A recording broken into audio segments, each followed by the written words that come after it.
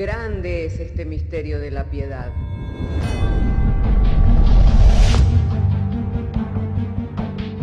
Si se destruyeran los fundamentos, ¿qué ha de hacer el justo? Porque con un solo sacrificio hizo perfecto para siempre a los santificados. Justificados por la fe, tenemos paz para con Dios. Juntamente con Él nos resucitó y nos hizo sentar en los lugares celestiales con Cristo Jesús. Fundados y firmes en la fe, tenemos paz para con Dios. Bienaventurados los pobres en espíritu, porque de ellos es el reino de los cielos. Bienaventurados los que lloran, porque ellos recibirán consolación. Bienaventurados los mansos, porque ellos recibirán la tierra por heredad. Bienaventurados los que tienen hambre y sed de justicia, porque ellos serán saciados. Bienaventurados los misericordiosos, porque ellos alcanzarán misericordia. Bienaventurados los de limpio corazón, porque ellos verán a Dios. Bienaventurados los pacificadores, porque ellos serán llamados hijos de Dios. Bienaventurados los que padecen persecución por causa de la justicia, porque de ellos es el reino de los cielos. Bienaventurados sois cuando por mi causa os vituperen y os persigan, y digan toda clase de mal contra vosotros mintiendo. Gozaos y alegraos, porque vuestro galardón es grande en los cielos.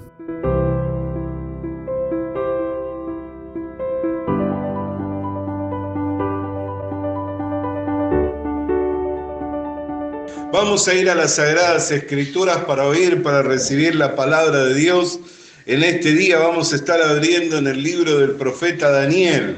Daniel capítulo 3, verso 28. De manera que si tiene su Biblia, le invito a que pueda abrir conmigo su Biblia en el libro del profeta Daniel, capítulo 3, verso 28. Y damos lectura juntos y lo hacemos en el nombre del Padre, del Hijo y del Espíritu Santo. Entonces Nabucodonosor dijo: bendito sea el Dios de ellos, de Sadrach, Mesach y Abednego, que envió su ángel y libró a sus siervos que confiaron en él y que no cumplieron el edicto del rey y entregaron sus cuerpos antes que servir y adorar a otro Dios que su Dios. Oremos al Señor. Padre, queremos agradecerte, Señor, en esta hora por cuanto que nos has dado traer, Señor, la lectura de las Sagradas Escrituras. Nuestro ruego en oración, Señor, es que en la exposición de tu palabra venga a nosotros la iluminación del Espíritu Santo para que el mensaje sea claro, comprensible, sencillo a oídos de todo tu pueblo y en ello, Señor, seamos edificados conforme al propósito de tu voluntad. Creyendo que eres poderoso para hacerlo, te damos gracias por Jesucristo, Señor nuestro. Amén. Y tomen asiento los hermanos. Hermanos amados, llegó la hora de la prueba para Sadrach, Mesach y Abednego. Sadrach, Mesach y Abednego habían comenzado a ocupar un lugar de cargo, de responsabilidad, que era muy importante en el reino babilónico. ¿Por qué? Porque estaban a cargo de todos los negocios de Babilonia. Esto a pedido de Daniel. Cuando Daniel trae la interpretación del sueño y da al rey Nabucodonosor la interpretación de esta, tuvo un solo pedido, y es que le fueran dados a sus compañeros para que trabajaran con él y se ocuparan en los negocios del reino, lo cual le permitía mantenerse en un ámbito de compañerismo y poder desarrollar así el trabajo que ellos tenían por delante. Pero era un cargo el cual era ambicionado por la mayoría de la gente, porque era estar a cargo de los negocios del reino, y eso implicaba poder hacerse de grandes dividendos, de grandes ganancias, especialmente si uno era corrupto, si uno era coimero, si uno era ambicioso, que no sería el caso de Sadrach, Mesach y Abednego, que eran hombres piadosos, hombres temerosos de Dios, y que ya habían demostrado que ya habían demostrado que a pesar de que habían recibido privilegios, ellos preferían mantenerse como cautivos en aquella región para que no se enalteciera su corazón. De ello hemos hablado cuando ellos pidieron para sí comida de legumbre, ración de legumbres y de agua, a lo cual le recordaría a ellos que mientras estaban en esa tierra, ellos eran cautivos, para que no se enalteciera su corazón y se conformaran a las costumbres y se conformaran a la cultura y a los privilegios del palacio. Pero llegó el tiempo de la prueba. ¿Por qué? Porque los hombres que ambicionaban ese cargo, que ocupaban Sadrach, Mesach y Abednego, cuando tuvieron la oportunidad de confrontarlos y de difamarlos, llevaron el comentario al rey de que mientras todos se inclinaban al sonar de la bocina ante la imagen, mientras todos se inclinaban al sonar de la bocina ante la imagen del rey Nabucodonosor, Sadrach, Mesach y Abednego se mantenían en una postura de soberbia, no se inclinaban. Y el rey les manda llamar diciendo por qué ellos tenían esta actitud y les era dada una nueva oportunidad. Les sería dado una oportunidad en que al sonar de la bocina ellos pudieran inclinarse.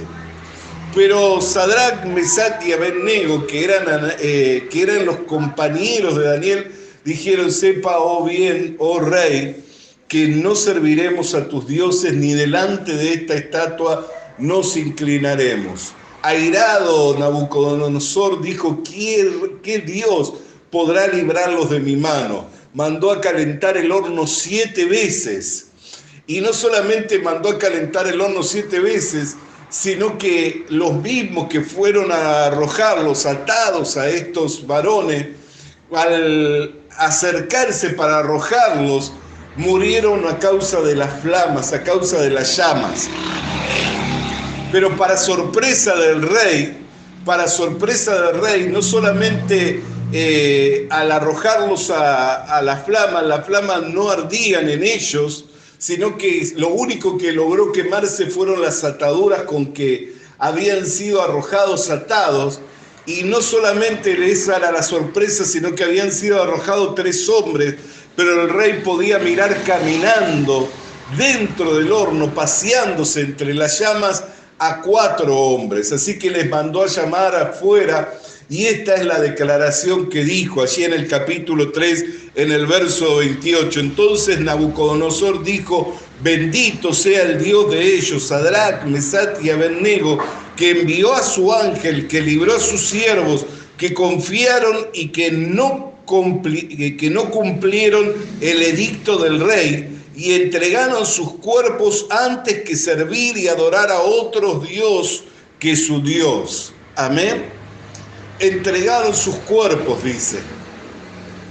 Bendito sea el nombre del Señor. Hermanos queridos, cuando nosotros miramos este suceso, este hecho que registra la Biblia, podemos mirar y quedarnos simplemente con la imagen del contexto de lo religioso, pero también ello manifiesta algo para nuestras vidas. Amén. ¿Por qué? Porque hoy tal vez, si bien la idolatría sigue siendo muy común en las sociedades hoy en día, pero hay un gran número de personas que ya no hace caso a Dios ninguno, ni siquiera a los dioses paganos ya hace caso. Pero sí hay un Dios al cual constantemente veneran y al cual constantemente le sirven, que es a su propio ser. Ese es el Dios de estos tiempos. Si tuviéramos que describir a un Dios en estos tiempos, es el propio ser. El hombre afanado por cuidar su ser, por alargar sus días sobre esta tierra, por tener un mejor pasar, por tener bienestar, por poder alcanzar todo lo que este mundo puede ofrecerle, no teme inclinarse ante su propio ser y rendirse ante sus propios deseos para complacerse y satisfacerse a sí mismo. así como Nabucodonosor. Fíjense que este suceso es un suceso que se dio después de una visión que Dios le dio en sueños a Nabucodonosor, el cual le mostró la imagen de un hombre cuya cabeza era cabeza de oro, brazos eran brazos de plata, cuyo torso era de bronce y sus piernas eran de hierro y sus pies de hierro y barro, lo cual replicaba o simbolizaba a los reinos de esta tierra. Pero que había una roca que no había sido cortada por la mano del hombre, la cual había derribado esa imagen de hombre. Y esa imagen de hombre termina convirtiéndose como el polvo del Támano, como el polvo que es arrojado al viento, que es esparcido sobre la tierra. ¿Qué era lo que Dios le estaba manifestando en sueño a Nabucodonosor? Que toda la gloria del hombre es como ese polvo, que es arrojado al viento. ¿Por qué? Porque el hombre viene del polvo y al polvo va a volver. No importa cuán alto sea el concepto que uno tenga de uno mismo, el valor que uno le dé a su propia persona, no importa cuán alto sea el concepto que uno tiene de uno mismo o el valor que uno le da a su propia persona. En este caso, Nabucodonosor le daba mucho valor a su persona, por lo que hizo levantar una estatua de 70 codos, que son una aproximada 70 codos, es muy alto, amén, es muy alto. Tal vez en alguna versión popular nos describa los metros, pero creo que un codo son algo así como 45 centímetros, así que 70 codos es muy alto, amén. Y de todo lugar se podía ver esa imagen, que era la imagen de sí mismo, y era el valor que se daba a sí mismo, por eso el enojo. Y todos sus súbditos se inclinaban ante la imagen, si bien estaban venerando a la imagen de un hombre, pero de alguna manera también querían preservar sus vidas, porque sabían del enojo que podían causarle al rey si no se inclinaban para adorar a sus dioses y especialmente a la estatua de oro, que era la imagen del rey Nabucodonosor. Entonces todos ellos, sus súbditos, se inclinaban, ¿por qué? Porque sus vidas eran valiosas. Pero hubieron 3 jóvenes, 3 varones, cuya vida no era tan valiosa para sí mismo como lo era el agradar a Dios, cuya vida no eran tan importante para sí mismo como lo era servir al verdadero Dios. Y estos jóvenes se rehusaron a adorar a sus dioses y a inclinarse ante la imagen de Nabucodonosor, sabiendo de que su Dios tenía poder para librarles, pero que aun cuando no les librara, ellos no estaban dispuestos a rendirse ante la imagen y a adorarla. Amén, no iban a servirse a sí mismos ni tratar de salvar sus vidas, sino que dejaron sus vidas en las manos de Dios, lo que les permitió tener una experiencia maravillosa.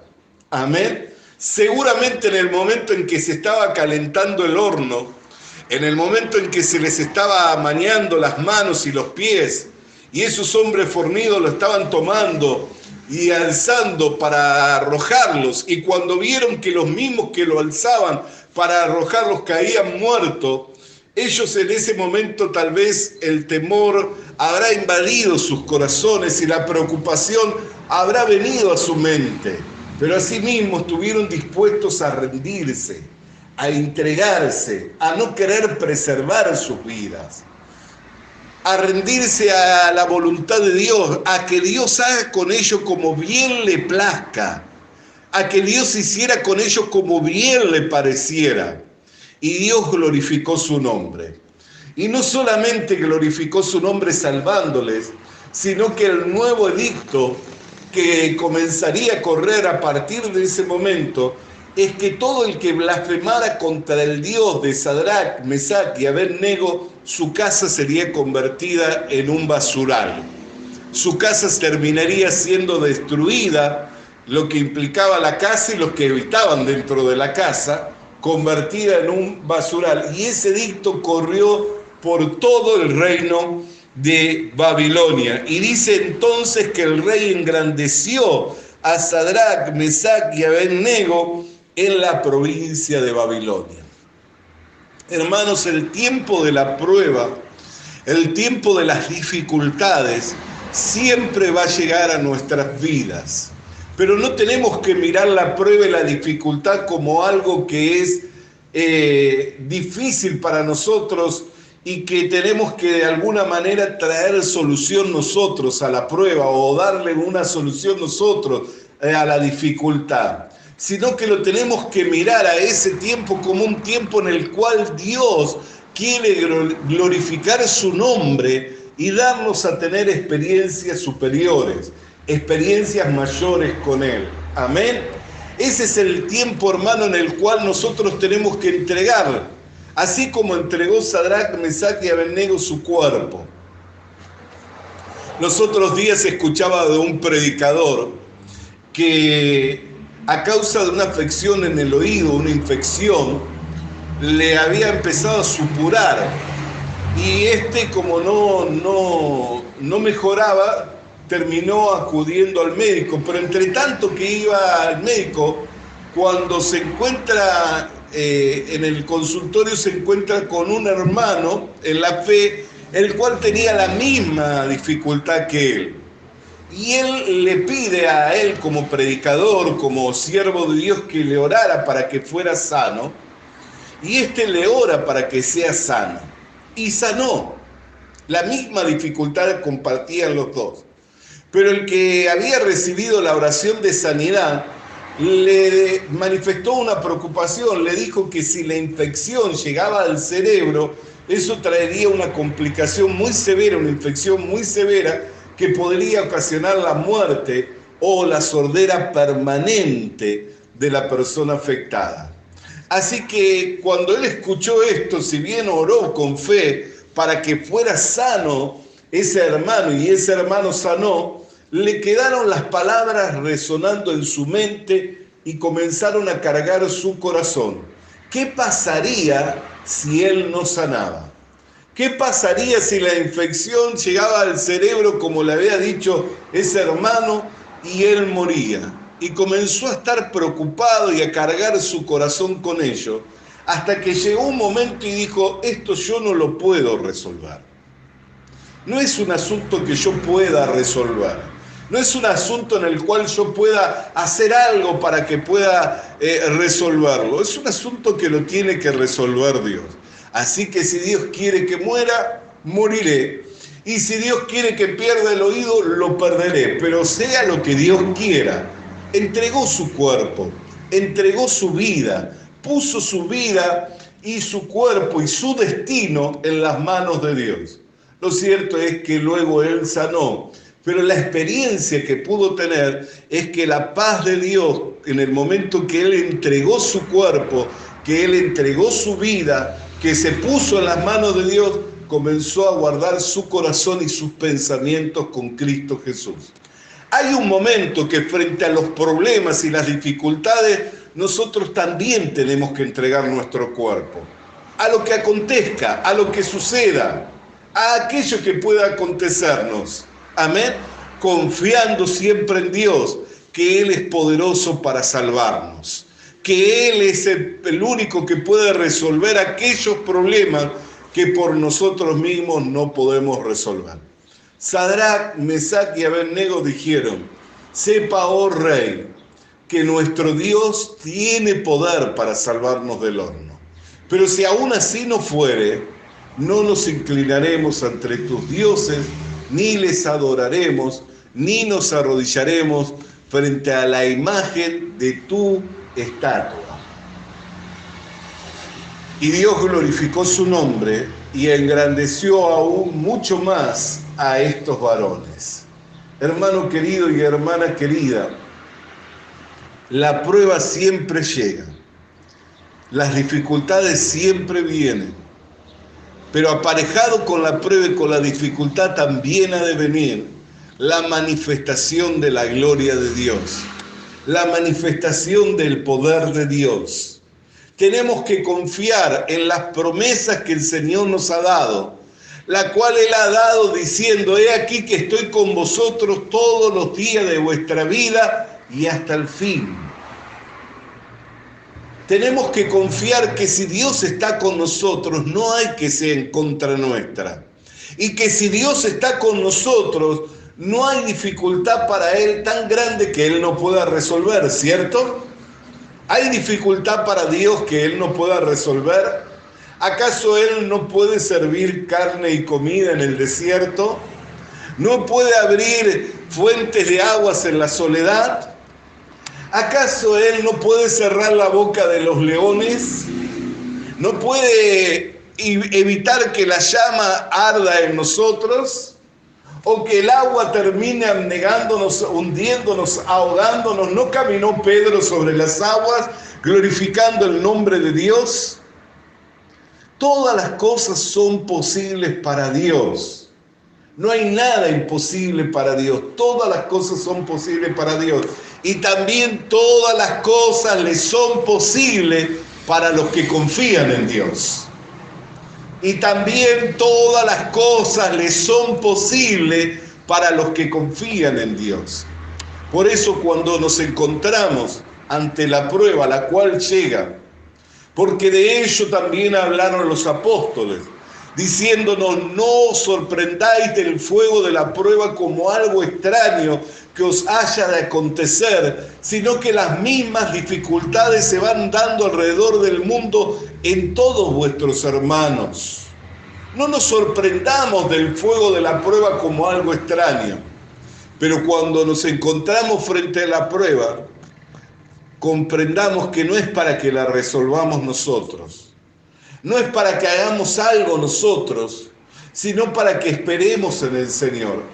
El que confía en Dios no se apresura, no intenta resolverlo Él, no intenta dar la salida a Él, sino que espera en Dios para que Dios glorifique su nombre y dé la salida y dé la respuesta.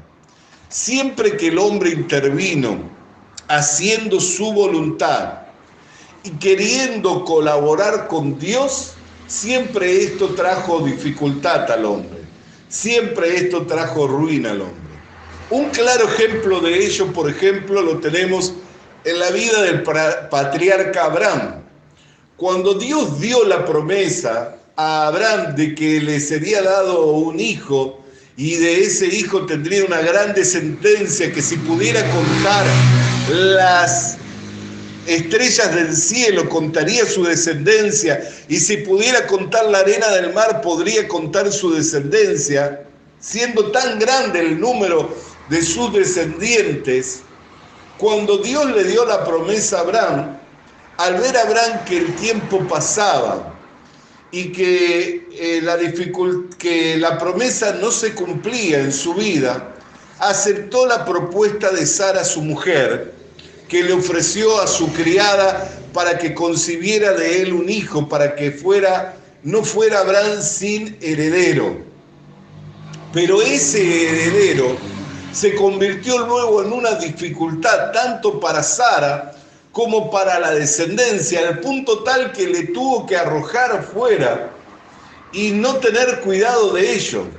Si bien Dios estaría en el cuidado de él, de Ismael, y estaría cuidando de su descendencia, y habría también promesa y palabra para Ismael, pero Ismael se convirtió en esa gran nación que hoy nosotros conocemos como esa nación musulmana o islámica, que hoy es como un aguijón para Israel. Y ha sido así ¿por causa de qué? Por causa de que Abraham se apresuró queriendo colaborar con Dios para poder tener descendencia de un hijo. Hermano querido, siempre que el hombre interviene para querer colaborar con Dios, ha de traer esto dificultad. Cuando David venía trayendo el arca de vuelta hacia la ciudad de Jerusalén, la llevaban cargada sobre un carro cuando nunca antes había llevado carga alguna, y cinchada por bueyes que eran bueyes nuevos, bueyes fuertes. Uno de los varones que venía al costado de esa carreta, cuando vio que la carreta se inclinaba y el arca peligraba en caer, extendió su mano para sostenerla. Cualquiera que mira ese hecho dice, qué mal es el que hizo este varón, si solamente estaba colaborando para que el arca no cayera. El arca, recordemos que era el mobiliario más importante en el tabernáculo, el mobiliario sobre el cual descendía la presencia de Dios y tenía la identidad que donde estaba el arca estaba Dios. Por eso David iba contento y gozoso recuperando el arca, trayéndola de vuelta hacia la ciudad de Jerusalén. Pero cuando Pérez extendió su mano para querer, Usa extendió su mano para querer sostener el arca, en ese momento pereció. En ese momento pereció. ¿Por qué? Lo hizo para algo bueno, para que ese mobiliario que era tan importante no cayera. Si usted viera una vajilla de gran precio en su casa, corriendo peligro de caerse porque se encuentra en el borde de la mesa, ¿no atinaría a correr la vajilla? Y si eso hiciera con una vajilla, ¿cuánto más con un mobiliario que es tan importante, que representa la presencia de Dios? Sin embargo, ¿por qué razón pereció Usa en ese momento? Porque Dios no necesita de la ayuda de nadie.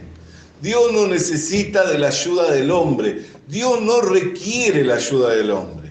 Un ejemplo claro de ello es cuando el hombre abrió los ojos. ¿No estaba todo ya creado por Dios? ¿No había sido creado todo? El cielo, la tierra, las estaciones, las dos grandes lumbreras. ¿No había sido creado todo? Los árboles que dan fruto, los peces del mar, las aves del cielo, todo animal que anda sobre la tierra. ¿No había sido creado todo? ¿Por qué no lo creó antes si requería de la ayuda del hombre? Porque no requería Dios de la ayuda del hombre para crearlo. Cuando el hombre abrió los ojos, ¿saben lo que vio? A Dios descansando, habiendo terminado su obra. ¿Qué es lo que nos muestra? Que las obras de Dios ya están acabadas y que Dios nos preparó a nosotros para que anduviéramos en aquellas obras que Él ha preparado de antemano y que ha acabado. Por eso es que la Biblia nos muestra el principio de la creación y el fin de la misma. ¿Cómo ha de terminar, no es cierto? No tenemos en Génesis el principio de la creación y no tenemos en Apocalipsis el fin de esta tierra. ¿Cómo ha de ser consumido, enrollado los cielos y la tierra ha de ser destruida por fuego? Y ha de descender la nueva Jerusalén sobre el nuevo cielo y sobre nueva tierra. Entonces, hermano querido y hermana querida, si la Biblia nos muestra el principio y el fin, significa que ya son obras concretas, acabadas. Nosotros nos encontramos en medio de esas obras, pero para manifestar, para dar a conocer la gloria de Dios, para anunciar las virtudes de aquel que nos llamó de las tinieblas a la luz, para decirle a los hombres que lo que ellos ven, que lo que está aconteciendo no es otra cosa más que el designio de Dios, que la voluntad de Dios. Por eso estos tiempos son tiempos difíciles. Nosotros podemos ver una pandemia mundial, algunos lo llaman parte de una organización global, mundial. Podemos mirar todo eso, pero no nos tiene que sorprender, porque todo eso ya fue anunciado por el Señor Jesucristo, que habría de acontecer en los tiempos finales. Entonces nosotros no tenemos que andar diciéndole que qué difícil los días que estamos viviendo, ni cómo los conspiran las Naciones Unidas contra los pueblos, sino que tenemos que decir, todo esto está aconteciendo por el designio, por la voluntad determinada de Dios, y no hay nadie que lo pueda frenar ni que lo pueda impedir, pero sí hay una manera en que el hombre puede ser salvo, puede ser rescatado de esa vana manera de vivir, de esa vida que no encuentra provecho, y la manera es confiando en Dios y depositando su vida en las manos de Dios, como lo hicieron Sadrach, Mesach y Abednego, que entregaron sus cuerpos y prefirieron sufrir el castigo del edicto del rey antes que servir a otros dioses.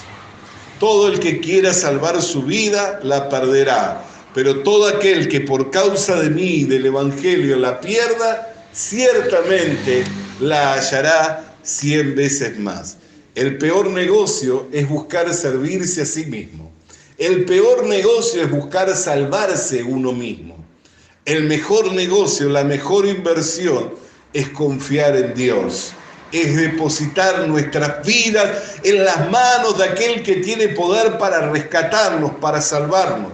Y el ejemplo lo tenemos en el Señor Jesús, que cuando estaba consumando la obra, dijo: en tu mano, oh Padre, encomiendo mi espíritu, e inclinando su rostro, expiró, entregándose a la muerte, confiando en el único que tenía el poder para librarlo de la muerte. Y al tercer día le vemos victorioso, resucitado entre los muertos, cumpliéndose la promesa de Dios que no dejaría ver al santo corrupción, por lo que se levantó suelto de las cadenas de la muerte, manifestándose victorioso, resucitado con un cuerpo de gloria. Ahí tenemos el más grande de los ejemplos y tenemos, hermano querido, el camino ya trazado para que nosotros podamos caminar en las huellas de nuestro Señor Jesucristo. Así que antes de servirse a sí mismo, antes de querer salvar su vida, antes de querer resolver un asunto por sí mismo, confíe en Dios, entréguese al Señor, descanse en Él y Él hará. Oremos al Señor. Querido Dios, querido Padre, en el nombre del Señor Jesucristo, hemos estado compartiendo, Señor, durante este tiempo tu palabra, la cual, Señor, nos fortalece para no confiar en la carne ni en el brazo de carne, para no confiar en el mundo ni en el sistema de este mundo, sino para entregarnos enteramente a tu voluntad, para que en nosotros sea hecho conforme a tu voluntad, creyendo y comprendiendo que solo tú tienes poder para salvar y que no hay quien ni qué pueda salvar como tú, Señor, porque mayor es el que está con nosotros que el que está en contra nuestra. Por lo que te damos gracias en el nombre de Jesús. Amén y amén. Hermana querida y hermano querido, si esta palabra le ha fortalecido y le ha servido de aliento para su alma y para su espíritu, le invito a que podamos estar alabando juntos el nombre del Señor. Visita nuestras redes sociales. Visita nuestras redes sociales. Suscríbete activando la campanita. Suscríbete activando la campanita. Comparte con nosotros el mensaje de la palabra de Dios. Comparte con nosotros el mensaje de la palabra de Dios.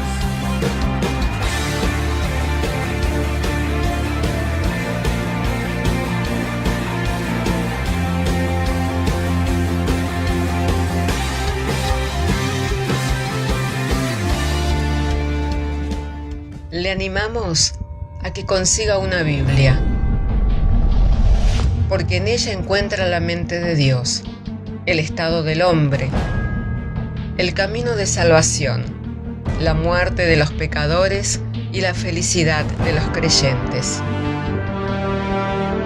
Sus doctrinas son santas, sus mandamientos son obligatorios, sus historias son verdad y sus decisiones inalterables. Léala para ser sabio, crea en ella para ser salvo y póngala en práctica para ser santo. Ella contiene luz para guiarle, alimento para reforzarle y consuelo para alentarle. La Biblia es el mapa del viajero, el bastón del peregrino, la brújula del piloto, la espada del soldado y la carta del cristiano. Le animamos a que consiga una Biblia,